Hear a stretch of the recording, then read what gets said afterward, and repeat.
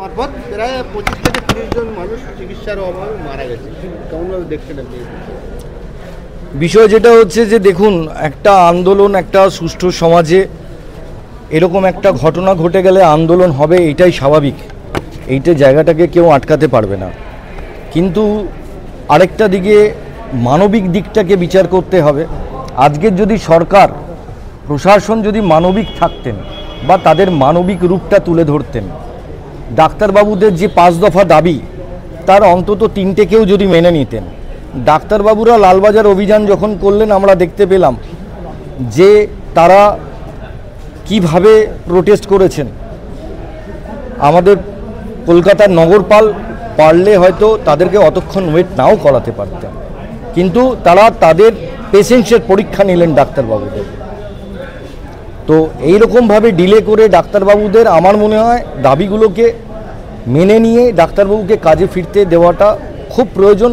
নাহলে সাধারণ মানুষ খুব বাজেভাবে এফেক্টেড হচ্ছে।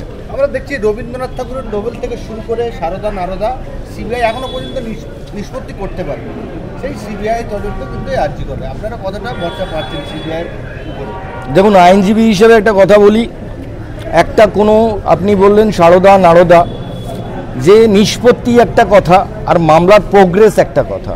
একটা মামলাতে একদিনে জাস্টিস আসে না, কারণ আমাদের বিচার ব্যবস্থার মধ্যে সেই জাস্টিসকে আনতে গেলে অনেক জায়গা পেরিয়ে আসতে হয়, প্রমাণ সমস্ত কিছুকে নিয়ে তারপরে আমরা জাস্টিসটা পাই, সময় সাপেক্ষ ব্যাপার।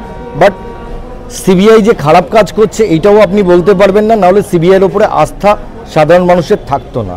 কারণ রাজ্য পুলিশ, কলকাতা পুলিশ যেটা করলেন, ওখানে এভিডেন্সগুলোকে সংরক্ষণ করলেন না, ফরেন্সিক এভিডেন্সকে সংরক্ষণ করেননি। ওনারা অভয়ার পোস্টমর্টম করলেন মানে রাত হয়ে যাওয়ার সময়, বডিটিকে খুব তাড়াতাড়ি করে পুড়িয়ে দিলেন। এগুলো হচ্ছে কলকাতা পুলিশ প্রশাসনের গাফিলতি, যার জন্য মহামান্য আদালত সিবিআইকে দায়িত্বভার দিয়েছে। মহামান্য আদালতের ওপরে আমরা কেউ নই, তারা যখন দায়িত্ব দিয়েছেন আমরা অবশ্যই ভালো কিছু আশা করছি। আর রাজ্য সরকারের কাছেও অনুরোধ করছি যে আপনারাও আর একটু বিনয় সহকারে ডাক্তারবাবুদের আন্দোলনটাকে দেখুন, তাদের দাবিটাকে মেনে নিয়ে জনগণকে সাহায্য করুন।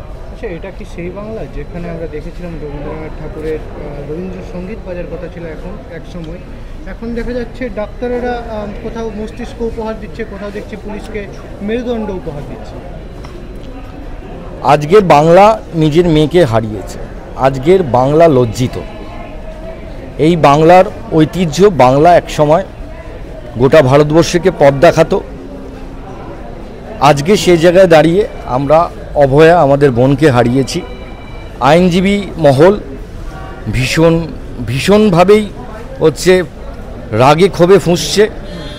আর অ্যাডভোকেট ইউনিটি ফোরাম, দ্বিতীয় সর্ববৃহৎ আইনজীবী সংগঠন, তারা আমরা এর জন্য যত দূর লড়াই আন্দোলন করতে হয়, প্রচুর ডাক্তারবাবুরাও আমাদের সাথে আছেন, মানে আন্দোলনের সাথে আছেন, সেটা আমরা করে যাব।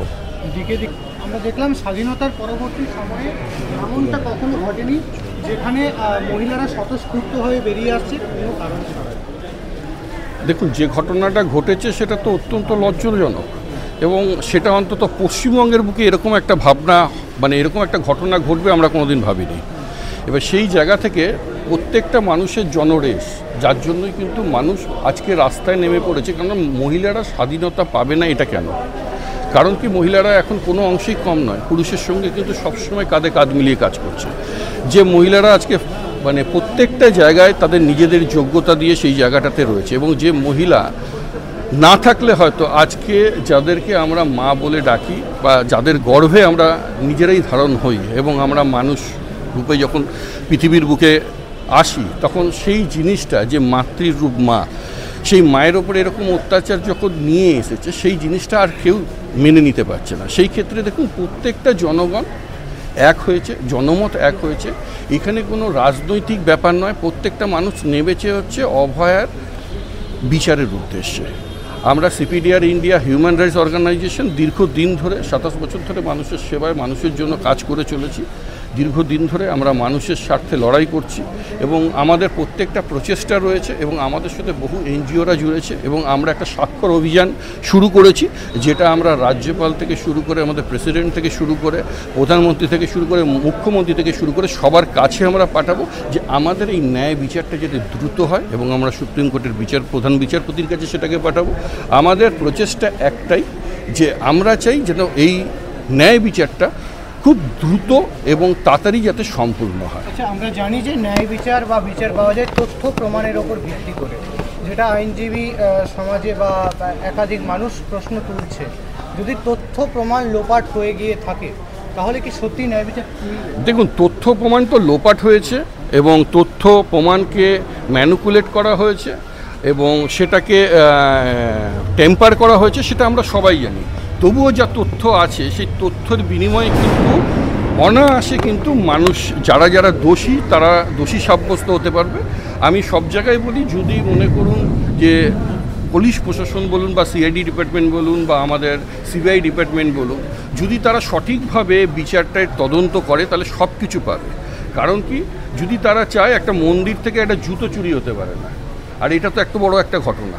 এই ঘটনাটা কেন্দ্র করে যে তারা কোনো তথ্য পাবে না সেটা নয়, আজকে সাধারণ থেকে সাধারণ মানুষ বুঝতে পারছে যে তথ্যটাকে লোপাট হয়েছে। এবং সবথেকে দুর্ভাগ্যজনক, আমাদের দেশ, আমাদের খুব ভালো মানে অবাক লাগে, আমরা বলি সারে জাহাঁ সাচ্চা হিন্দুস্তান হামারা, যেখানে অপরাধীদের ফাঁসি চাই বলে দাবি আমরাও করছি, সরকার পক্ষও করছে, আবার সরকার পক্ষ তাদের এগেনস্টে আবার 21 জন লয়ারকেও অ্যাপয়েন্ট করেছে এবং তাদেরকে পেমেন্টটা করছে কি? আমাদের ট্যাক্সের পয়সা। তাহলে আমাদের ট্যাক্সের পয়সায় অপরাধীদের বাঁচানোর চেষ্টা চলছে। আবার সেখানে ওই দেখুন যে 11 জন মহিলাকে অ্যাপয়েন্ট করা হয়েছে। অদ্ভুত ব্যাপার লাগে না, যে পয়সার কাছে মানুষ কিভাবে মাথা নত হয়ে যায় বা মানুষ কিভাবে কাজগুলো করে। এবার সেই জায়গা থেকে আমরা মাননীয়কে বলবো যে এখনও সময় আছে যে মানুষের জন্য, মানুষের লড়াইয়ের জন্য ডাক্তাররা যে পজিশনে রয়েছে তাদের যে দাবিগুলো সেগুলো মেনে নিন। কেননা আজকে যদি ডাক্তারদের জন্য শুধু একজন অভয়ার জন্য যে আন্দোলন করছি, এরকম অনেক অভয়া বা অনেক মায়ের কোল হয়তো খালি হয়ে যাচ্ছে ডাক্তারদের অভাবে, সেটা যেন না হয়।